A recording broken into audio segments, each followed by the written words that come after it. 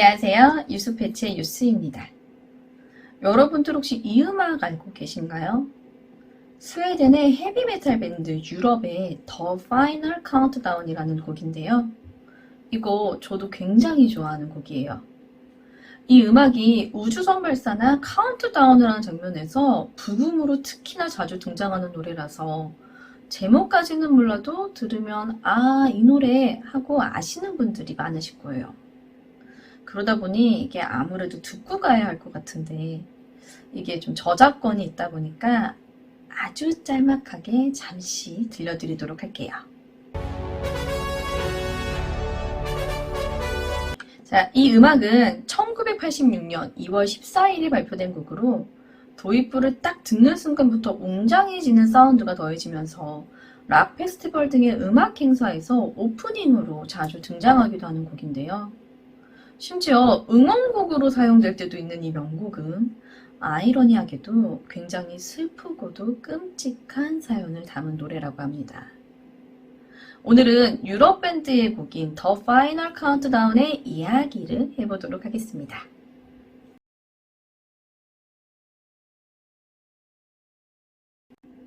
자, 일단은 얘기에 들어가기에 앞서서 그럼 이 곡의 가사에 대해 먼저 봐야 할 것 같은데요. 당연하겠지만 가사는 영어입니다. 번역본은 같이 가지고 왔고 이걸로 소개를 할 거니까 미리 쫄지 말자고요. 자, 가사의 내용을 보시면 이들은 금성을 향해 떠나고 있고 지구의 사람들에게 작별을 하죠. 다시 지구로 돌아올 거지만 장담할 수는 없다. 그것에 비난받아야 할 사람은 없다고 이야기합니다. 그리고 떠나기 위한 그들의 최후의 카운트다운.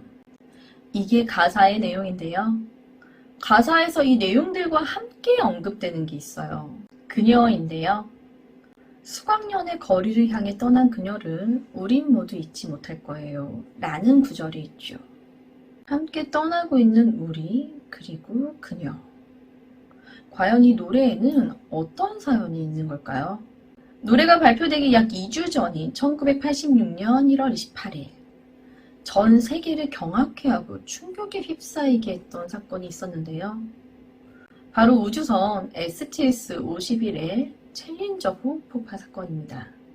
지금까지도 나사 창설 이래 전대미문의 대참사로 거론되는 챌린저호 폭발 사고인데요. 과연 어떤 사건이었는지 알아보도록 하겠습니다. 1986년 1월 28일 아침, 미국 플로리다주 올랜도에 자리한 케네디 우주센터인데요. 수천 명의 사람들이 우주왕복선인 챌린저호의 역사적인 비행을 보기 위해 모여들었고 말 그대로 이날은 역사적인 날이 되었죠. 다른 우주선 발사보다도 챌린저호의 발사가 더욱 부각게 되었던 건 이 챌린저호 발사가 굉장히 많은 의미를 갖고 있었기 때문이었는데요. 이 당시가 우주 개발에 대한 대중들의 관심도가 눈에 띄게 줄어들고 있었고 이것과 동시에 지난 20년간 대대적인 예산 삭감이 이루어지고 있었던 시기라 돈이 많이 들어가는 이 정기적인 우주 왕복선 비행을 보장받을 수 없었던 나사는 이 힘든 상황을 단번에 뒤집을 수 있는 기가 막힌 이벤트를 기획하게 됩니다. 바로 민간 우주 비행사인데요. 이 이벤트는 발사 전부터 사람들의 기대와 관심은 물론이고 또 발사 성공만 한다면 미국 정부의 막대한 지원까지 보장받을 수 있는 획기적인 이벤트였습니다. 특히나 이 챌린저호 같은 경우는 천여 비행 이후 3년 6개월 동안 왕복선 임무의 40%를 맡았고 비행사 51명을 9차례에 걸쳐 무사히 우주로 보낸 경력을 자랑하는 나사에서는 꽤나 믿음직한 우주선이었던 만큼 성공은 무조건 보장되어 있었던 거였죠. 나사에서 시행한 최초의 민간 우주 비행사 이벤트의 정확한 명칭은 사상 최초로 우주에서 이루어지는 원격 수업이었습니다. 1985년 나사는 우주교사 프로그램을 기획했고 이 프로그램은 민간인 교사가 이 우주 왕복선에 탑승해 우주에서 직접 과학 실험을 하면서 미국 전역의 학교에 원격 수업을 진행한다는 프로그램이었다고 합니다. 이 원격 수업이란 게 코로나로 인해서 요즘에서야 자리를 잡게 된 시스템이잖아요. 그런데 1985년에 이미 나사에서 이 원격 수업이라는 걸 기획했다는 걸 보면 확실히 시대를 앞서간 사람들이라고 느껴지는 것 같아요. 대단하네요, 정말. 어쨌든 이 우주교사 프로그램에 지원한 사람들 중 무려 12,000여 명의 교사, 그러니까 교사의 수만 12,000여 명이었다는 거예요. 이 미국 전역에 12,000여 명의 교사가 지원을 했고 치열한 경쟁 끝에 미국 뉴햄프셔 콘코드 고등학교의 과학교사였던 당시 36살의 여성 샤론 크리스타 코리건 맥클리프가 행운의 주인공이 됩니다. 자, 지금 보이시는 사진이 저중력 훈련기에서 훈련을 받고 있는 크리스타 맥클리프의 모습인데요. 옆에 함께 훈련을 받고 있는 사람은 만일을 대비해 백업으로 뽑아둔 또 다른 교사 바바라 모건이라고 합니다. 하지만 맥클리프가 챌린저에 탑승하면서 바바라 모건은 탑승의 기회를 놓치게 되죠. 챌린저호가 발사되기로 한 1986년 초에 우리가 너무 잘 아는 해성 중 가장 유명한 해성인 헨리 해성이 지구에 접근하던 때였다고 해요. 다른 것도 아니고 우주에서 직접 이 헨리 해성을 관측할 수 있는 사상 초유의 기회이기도 했죠. 나사는 이 기회를 놓칠 수 없었어요. 헨리 해성이라는 이 세기의 우주 이벤트에 적극 편승할 목적과 함께 우주 원격 수업에서 헨리 해성에 대해 대대적으로 다룰 예정으로 1986년 조금 이르지만 무리해서 챌린저 발사를 시행하려 합니다. 챌린저의 원래 발사 예정일은 1월 22일이었어요. 그런데 이전 임무인 STS-61C, 그러니까 콜롬비아호의 일정이 너무 늦어지면서 챌린저호의 발사를 좀 미루게 되었는데요. 다음 날인 23일은 일기예보가 잘못되면서 날씨가 좋은 날임에도 발사가 취소가 되었고 24일은 대서양 비상 착륙 지점의 기상 문제로 또 한 번 발사가 늦춰지게 됩니다. 이후 이런저런 이유로 1월 28일까지 미뤄지게 되는데요. 1986년 1월 28일, 유난히 추웠던 발사 당일입니다. 이 플로리다의 뜬금없는 강추위로 7.5cm 두께의 얼음이 발사대를 뒤덮는 역대급의 상황이 벌어집니다. 수많은 우주 왕복선의 발사 경험을 가지고 있는 나사였지만 이렇게 추운 날씨에 우주 왕복선을 발사해보기는 처음이었기에 관제소는 혹시 모를 비상 상황에 대비해 두껍게 얼어붙은 얼음이 녹길 바라면서 발사 시간을 2시간 연기합니다. 챌린저 발사 30분 전, 플로리다 템파로 가는 길에 여기 우주센터 상공을 지나고 있던 비행기 이스턴 항공 677편은 갑자기 강한 제트 기류를 만납니다. 당시 677편의 기장은 아직 발사대에서 대기하고 있는 챌린저호를 봤고 자신이 겪은 이 난기류가 발사 지연의 원인일 거라고 생각했다고 합니다. 헨리 해성과 민간 우주 비행사 이벤트로 발사 전부터 엄청난 관심을 끌었던 챌린저호는 이런저런 이유로 여러 차례 발사가 지연되었었기 때문에 이번만큼은 더 이상 연기할 수 없다는 이유로 이런 기상 악화와 난기류에도 불구하고 어떻게든 1월 28일 당일에 발사를 하려고 했고 결국 1월 28일 오전 11시 29분 관제소는 챌린저호의 추진 장치들을 마지막으로 점검합니다. 모든 기능은 정상이었고 문제가 될 만한 사항은 전혀 보이지 않았기 때문에 우주센터로부터 발사 승인을 허락받은 챌린저호는 카운트다운을 시작합니다. 오전 9시 37분 발사 예정이었던 챌린저였던 만큼 관제소에는 챌린저의 발사를 보기 위해 이른 아침부터 이미 엄청난 인파가 모여 있었고 이 인파에는 이날 챌린저에 탑승한 7명의 우주비행사들의 가족들도 함께였는데요. 모두가 긴장되는 마음으로 함께 카운트다운을 시작하죠. 10, 9, 8, 7, 6, 5, 4, 3, 2, 1.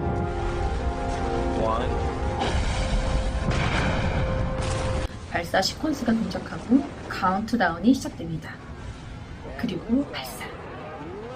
챌린저의 25번째 임무가 시작되었고 이젠 되돌릴 수 없죠.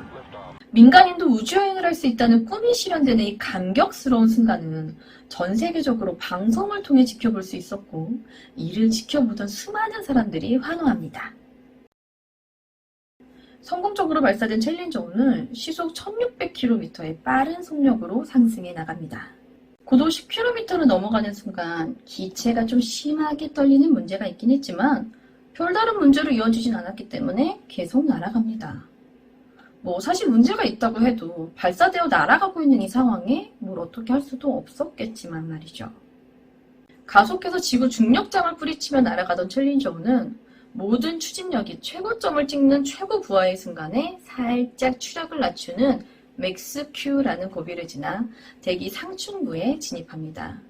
하지만 바로 그 순간 갑자기 거대한 화염이 챌린저5를 집어삼키며 챌린저5가 폭발했고 산산조각이 나버립니다. 발사 후 단 73초 만에 벌어진 일이었습니다. 교신은 끊겼고 관제소는 충격에 휩싸입니다. 이 모습은 TV에서 생중계로 보도가 되고 있었죠. 현장에서 직접 보고 있던 사람들은 물론 TV에서 폭발 장면을 본 사람들은 모두 큰 충격에 휩싸이게 됩니다. 이 챌린저5는 7명의 승무원들을 태운 채 폭발을 한 것이잖아요. 현장에서 직접 폭발을 목격한 민간 우주비행사인 크리스타의 부모님은 그 당시 엄청난 충격에 눈물도 나오지 않았다고 합니다. 관제소에서는 곧 대책반이 가동되었고 사고 원인을 밝히기 위해 분주하게 움직이던 중 폭발 당시 녹화된 영상을 통해서 그 엄청난 사고 속에서도 승무원 구역이 파괴되지 않았다는 것을 확인하게 되었고 최우선적으로 바다에 떨어진 챌린저5의 승무원 구역을 찾으려 노력합니다. 바다에 떨어졌으니 괜찮을 것 같겠지만 사실 15km 상공에서 시속 320km의 속력으로 떨어져 바다와 충돌했을 것을 계산해보면 비행사들의 생존 가능성은 희박했다고 합니다. 대규모 수색 끝에 승무원 구역의 잔해를 발견하게 되지만 역시 생존자는 하나도 없었다고 합니다.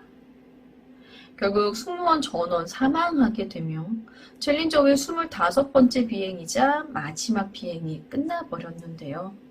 분명 51명의 비행사들을 9차례에 걸쳐 우주에 보내준 화려한 경력을 자랑하며 모두가 당연히 성공할 거라고 여겼던 챌린저5가 발사 후 단 73초 만에 공중에서 폭파해버린 이유가 무엇이었을까요?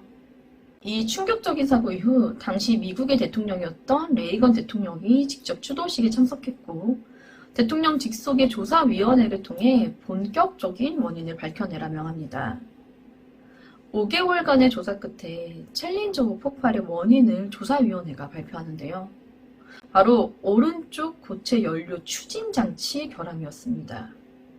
고체 연료 추진기는 총 4부분으로 되어 있는데 이 필드 조인트라고 불리는 연결 부위 이음새에 틈을 막기 위한 한 쌍의 압축 고무인 오링이 들어있다고 해요. 일단 발사가 돼서 추진기가 점화되면 0.01초도 안 돼서 불길이 시작하는데 여기서 발생하는 강력한 압력이 추진기의 강철 외피를 밀어낸다고 합니다. 이때 오링이 순식간에 팽창하면서 이음새 사이의 틈을 막으며 연료가 새는 걸 방지하는 역할을 하는데 챌린저9에서는 이 오링이 제 역할을 하지 못했다고 판단한 겁니다. 쉽게 말해서 로켓가 발사를 하면 일정 구간에서 추진기를 하나씩 떨어뜨리면서 한 번씩 더 추진을 받아 이렇게 위로 올라가게 되잖아요. 추진기가 떨어져 생기는 틈을 고무 오링이 팽창하면서 이 틈을 메워줘서 연료가 새지 못하게 해야 하는데 챌린저5에서는 이 고무 오링이 자기 역할을 못했다는 거예요. 아니 그럼 왜 못했냐? 발사 당일은 날씨가 매우 추웠다고 했잖아요. 조사관들은 이 추운 날씨가 오른쪽 추진기 최하단의 오링을 제대로 팽창하지 못하게 만들었고 결과적으로 뜨거운 가스가 새면서 폭발을 초래했다고 본 거죠. 챌린저가 최대 출력으로 가속하다가 맥스 Q를 통과하면서 일시적으로 감속하던 그때 추진기와 외부 연료통을 잇는 지지대가 뜨거운 기체로 인해 불에 탔고 이로 인해 연결 장치가 완전히 부서지자 오른쪽 고체 연료 추진기가 멋대로 움직이면서 액체 연료 외부 탱크 상단을 충격했고 그 충격으로 폭발이 일어나면서 챌린저5는 산산조각이 났다라고 결론을 내린 건데요. 조사위원회가 이렇게 발표를 하니까 이렇게 일단락 지어지려고 할 때에 이 참사의 원인은 그것뿐만이 아니다라고 주장하는 사람이 나타납니다. 바로 작가 겸 언론인이었던 제임스 차이스인데요. 이 사람은 체르노빌 원전 사고부터 에어프랑스 콩코드 추락 사고 등 세계적인 기술 재난의 진실을 밝히기 위해 조사를 하며 방송을 해온 흔히 이쪽 분야의 준전문가라 칭해지던 사람이었습니다. 그가 의혹을 품게 된 건 바로 이것 때문이었는데요. 자, 지금 이 사진을 보세요. 당시 조사위원회가 제시했던 증거 자료의 영상 중 캡처본인데요. 영상은 발사 직후 오른쪽 추진기 뒤에서 뿜어져 나오는 검은 연기가 찍힌 영상이었는데요. 조사위원회는 이 검은 연기가 바로 오링이 타면서 발생한 것이라고 봤던 거예요. 그러니까 오링이 발사 당시부터 불에 타고 있었기 때문에 결함이 생긴 것이라고 봤던 건데요. 하지만 제임스는 이 부분에서 만일 오링이 불에 탔다면 이 벌어진 틈새로 누출된 로켓 연료가 분명히 발사 단계에서 폭발했을 것이다 라고 생각했고 자신의 직업답게 이건 뭔가 더 있을 것이라는 의혹을 품게 되었다고 합니다. 제임스는 그 검은 연기가 발생한 지 정확히 26초 후 검은 연기 분출을 멈췄다는 사실을 밝혀냅니다. 이거는 고체 연료 로켓에서 검은 연기가 분출되는 이 심각한 문제가 갑자기 저절로 해결이 되며 멈췄다는 건데요. 대체 어떻게 저절로 멈출 수 있었을까요? 조사 결과 연기가 멈춘 원인은 알루미늄 슬래그 때문이었음을 알게 됩니다. 슬래그가 뭐길래? 1950년대 고체 로켓 연료는 알루미늄을 첨가하기 시작하면서 혁신을 이룹니다. 이 알루미늄은 소성 온도를 높이고 추진력을 약 50% 증가시키는 역할을 했죠. 그러니까 매우 좋은 로켓 연료 재료 중 하나였던 건데 문제는 이 알루미늄이 첨가된 연료가 종종 금속 찌꺼기를 남긴다는 겁니다. 그걸 슬래그라고 부른다고 해요. 그런데 알루미늄 연료의 문제점이었던 이 슬래그가 오링이 타면서 생긴 이음새를 우연하게 메꿔주면서 발사대에서 폭발하지 않게 해줬다는 겁니다. 아니 그럼 문제는 해결됐다는 건데 대체 왜 폭발했냐는 거죠. 챌린저 폭발 직전의 사진을 좀 볼게요. 고체 추진기에 광철 외피가 뚫려 있고 연료가 새면서 불을 뿜고 있다고 합니다. 조사관들이 이것을 확인했고 우주선 전체에 설치되어 있던 200개 이상의 데이터 수신 기록을 검토해 보기로 합니다. 기록 확인 결과 발사 후 60초가 경과됐을 때 갑자기 추진기의 압력이 감소했다는 사실이 드러납니다. 고체 추진기의 압력이 낮아졌다는 건 구멍이 생기고 연료가 누출되었다는 것을 의미하는 건데 제 역할을 못하던 오링을 대신해서 가스의 누출을 막고 있던 알루미늄 슬래그들이 무엇인가에 의해 제거가 되었고 그 제거된 틈을 통해서 고체 추진기 내에 뜨거운 가스가 추진기에 구멍을 낸 거라는 겁니다. 그래서 압력이 낮아졌다는 거죠. 그럼 무엇 때문에 이 슬래그들이 제거가 되었냐는 거죠. 이건 챌린저가 뿜어낸 배기가스의 사진인데요. 이렇게 지그재그로 가다가 폭발 직전 연기 기둥이 수직 형태로 바뀌게 되죠. 연기가 옆으로 생성되던 중 직선으로 바뀌었다는 건 옆으로 불어오는 강한 바람을 맞았다고 봐야 한다고 합니다. 제가 아까 챌린저 발사 당일에 강한 제트 기류인 난기류를 만난 비행기 이스턴 항공 677편 얘기를 잠깐 했었잖아요. 그 난기류가 챌린저의 측면을 강타하면서 이 슬래그를 제거했다는 겁니다. 챌린저가 발사 55.7초 후 갑자기 주 엔진의 분사구 각도를 2도 변경했다는 사실이 밝혀지면서 강한 측풍으로 흔들린 궤도를 보정하기 위해 각도를 변경했던 것으로 보아 이스턴 항공 677편이 만난 제트 기류가 챌린저호와도 마주치게 되었고 이 강력한 돌풍으로 인해 추진기 이음새 사이에 슬래그들이 제거가 되면서 마치 산소 용접기로 구멍을 뚫듯 2700톤가 넘는 뜨거운 가스가 그대로 로켓의 광철 외피에 구멍을 만들었고 이 구멍으로 연료가 새면서 불이 붙었다는 겁니다. 이게 말이 길어서 복잡하게 느껴지시겠지만 이 제트 기류가 챌린저호의 측면을 치면서 틈을 막고 있던 슬래그가 제거되는 바람에 구멍이 생겨 연료가 새고 거기로 불이 붙었다는 거죠. 하여간 고체 연료 로켓과 외부 연료통 사이의 연결 장치를 망가뜨렸고 이 때문에 고체 추진 로켓이 통제 불능의 상태로 흔들리면서 움직이다 주황색의 액체 수소 연료통을 충격, 대폭발로 이어졌다는 거죠. 그렇게 챌린저5는 폭발과 함께 산산조각이 났다는 겁니다.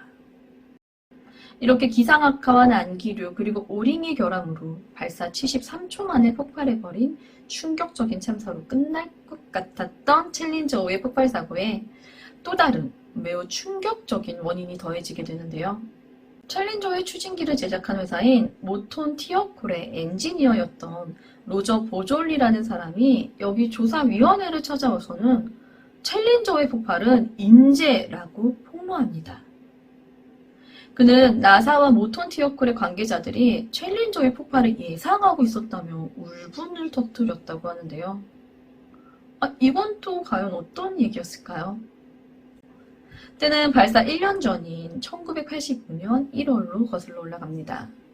챌린저가 발사되었던 날과 마찬가지로 추운 아침에 발사된 디스커버리호의 고체 로켓 추진기를 회수했던 로저는 오링 주변에서 다량의 그을음과 함께 불에 탄 흔적을 발견하게 됩니다. 당시 추진기의 오링은 1mm도 안 남기고 거의 다 탄 상태였는데 만약 추진기 분리가 조금만 더 지체되었더라면 이 디스커버리호 역시 챌린저와 마찬가지로 공중에서 폭발할 수도 있었던 거라고 합니다. 게다가 모톤 티어콜의 연구원들은 영상 12도에서 발사된 고체 추진 로켓에서 이 고무링의 손상과 가스 누출이 발생했던 적이 있었기 때문에 발사 최저 온도는 영상 12도 이상이어야 한다고 일관되게 주장하고 있었다고 합니다. 즉 1년 전에 디스커버리호 발사도 이날의 챌린저 발사도 둘 다 미친 짓이었다는 겁니다. 최저 영상 12도의 문제와 함께 1년 전의 경험을 바탕으로 추위가 오링의 팽창에 문제를 일으킬 수 있음을 알고 있던 로저는 사고 하루 전날 챌린저의 발사 계획을 중단시키려고 했다고 합니다.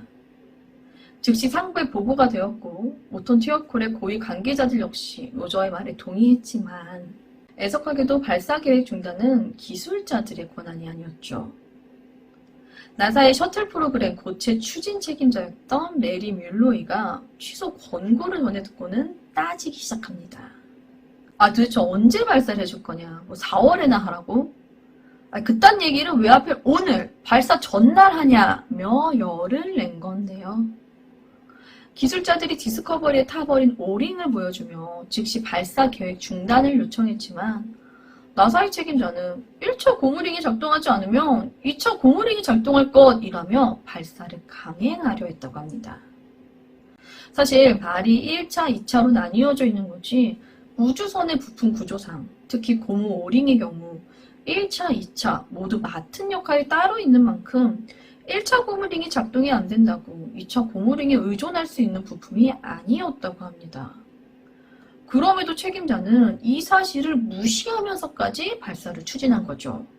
로저는 어떻게든 발사를 막고 싶었지만 사실 회사인 모톤 티어콜의 입장에서는 가장 큰 고객인 나사의 심기를 불편하게 만들고 싶지 않아 했고 그런 압박이 로저에게까지 전해지며 결국 로저도 발사 찬성 쪽으로 의견을 번복하게 되었다고 합니다. 나사에서는 이 발사 동의 의견을 문서로 남겨달라고 요청하는데요. 발사를 반대한 이 담당자와 실무 책임자가 끝까지 문서에 서명을 안 하면서 이 문서의 서명은 결국 부사장이 서명하고 팩스로 나사에 전달되게 됩니다. 이 문서로 챌린저5는 다시는 돌아올 수 없는 비행을 하게 된 거죠.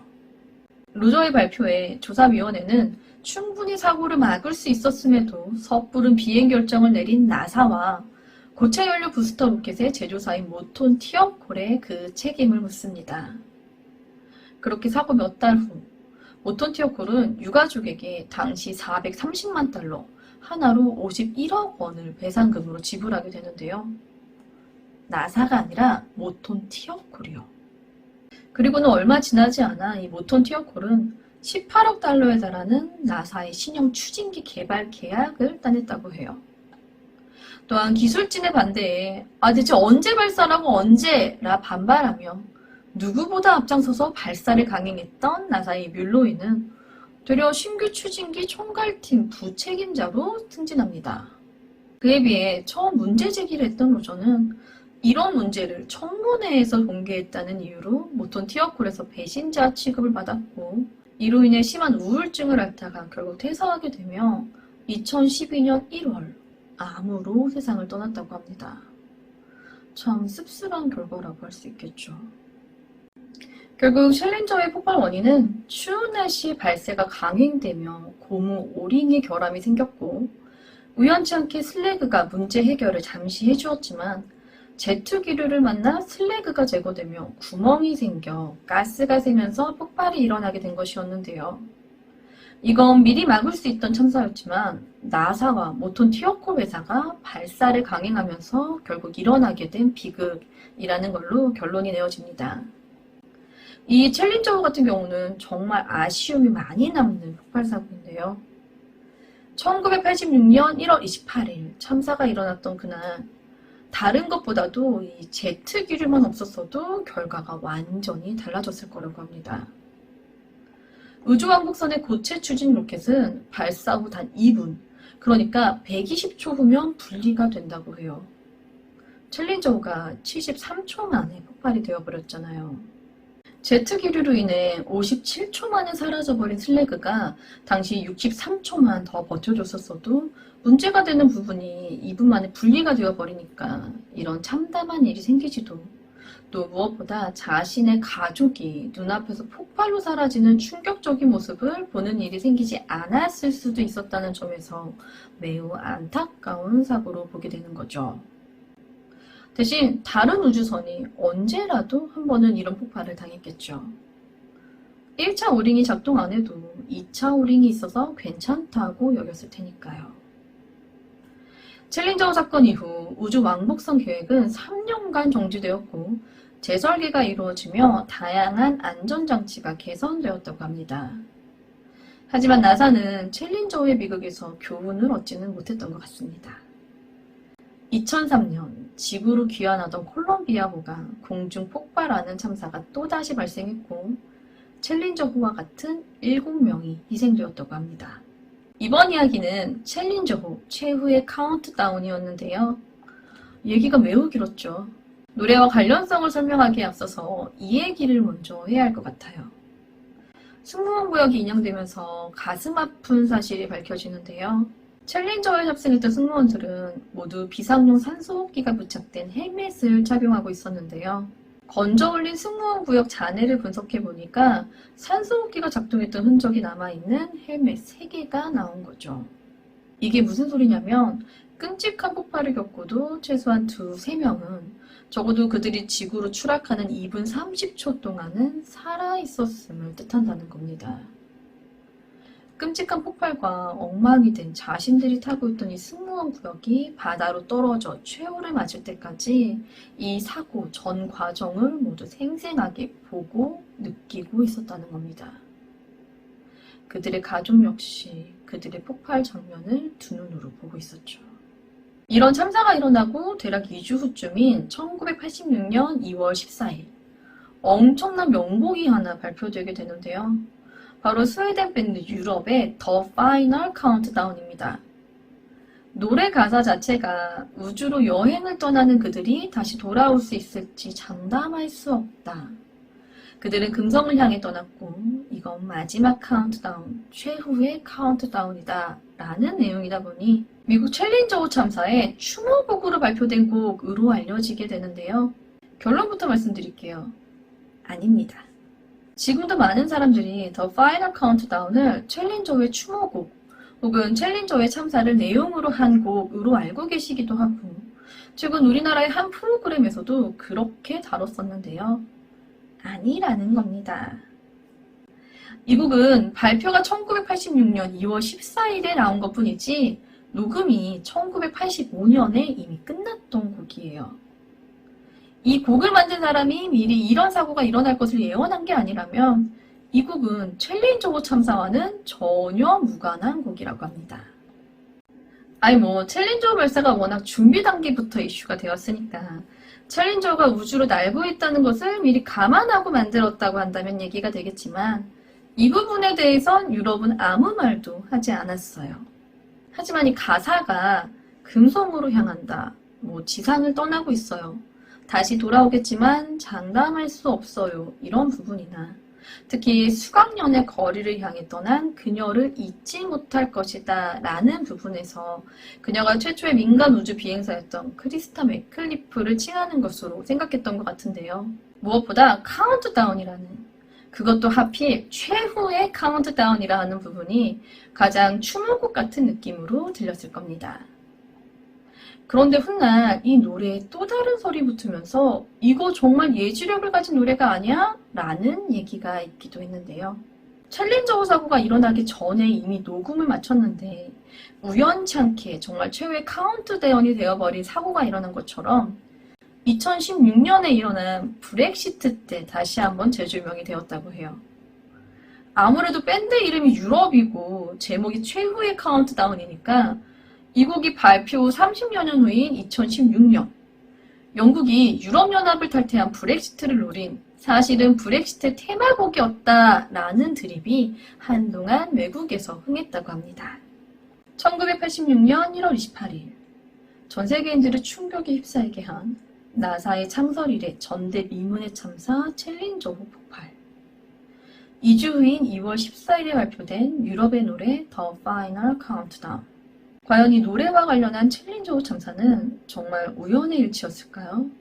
아니면 예견된 것이었을까요? 준비한 이야기는 여기까지이고요. 저는 뉴스패치의 유스였습니다. 감사합니다.